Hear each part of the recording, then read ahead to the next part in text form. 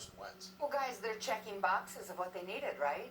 They needed receivers. Jordan Matthews needs help. They do a good play from their tight ends, but they needed receivers, and they've already addressed it. And the Jeffery deal, the Eagles have to love. A one-year, essentially, prove-it deal for what you have to believe Jeffery would like to be a longer and more lucrative deal. So win-win for the Eagles, who get better, and Carson Wentz gets the weapons he needed. Does it make him better?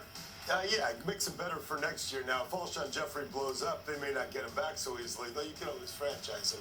But when you saw what Carson Wentz was, not just on the field, and they used him very smartly, but just the maniacal approach, the alpha male who is just, I don't want to compare him to Peyton Manning this way, but this guy lives it and breathes it, and he's all about being a franchise quarterback. So yes, go get him some guys who can stretch the field and go up and get the ball. I don't think they're done. I think in the draft you'll see, hopefully, them continue to get better here. And I mentioned this about the NFC East. We saw the Giants had Brandon Marshall. Yeah. The Redskins subtract 2 wide receivers with Pierre Garcon and Deshaun Jackson.